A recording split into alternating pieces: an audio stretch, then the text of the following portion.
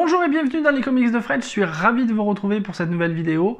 Une vidéo un petit peu particulière puisque j'ai décidé de mettre à l'honneur une association qui a mobilisé 80 dessinateurs pour l'aide à l'enfance et aux enfants malades. Il s'agit de l'association HD Le Plaisir Aide à l'enfance malade qui a sorti très récemment le tome 2 des Bikers ont du cœur.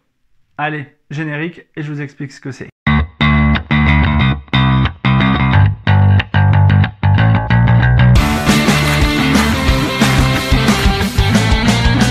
Dans une précédente vidéo où je vous parlais du tome 1 des Bikers ont du cœur, je vous disais que l'argent qu'ils récoltaient de la vente des albums servait à financer des projets pour les enfants malades.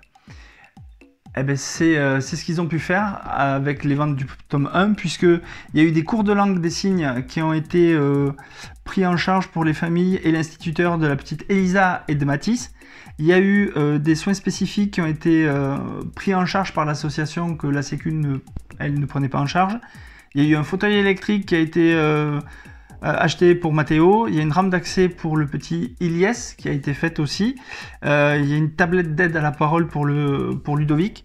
Voilà, toutes les ventes, tout l'argent qu'ils ont récolté a servi à faire ces projets-là pour ces enfants. Et je dois dire que le tome 2 est arrivé dans un contexte un peu particulier, puisqu'il y a eu la crise sanitaire. Et finalement, ce tome 2, il est sorti. Et il est sorti et ça mérite que vous, mes abonnés, ou tous les autres qui verront la vidéo, vous preniez conscience que d'acheter cet album, ça coûte 20 balles. Je vous mettrai tous les liens, ça va s'inscrire ici ou là. Ça permet à l'association 1 de vivre et 2 d'engager des projets pour les enfants malades. Les dessins de l'album Les Bikers ont du cœur tome 2, avant d'arriver au dessin, on a déjà tout ce qu'ils ont fait avec l'argent récolté pour le tome 1. C'est ce que je vous disais tout à l'heure. Puis ensuite, ils mettent à l'honneur Mathilde, qui a une maladie orpheline.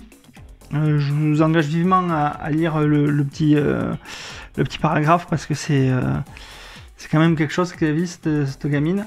Ensuite, vous avez un mini roman photo où on voit toute la fine équipe de dessinateurs qui s'attelle à la tâche pour nous présenter ce deuxième tome.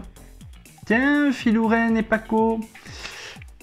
Et ensuite, on attaque les dessins avec Amédée Albi, Maurice Antunes, André Arinouchkine, Bloz, Bob Berger, Laurent Bordier, Blue Millennium.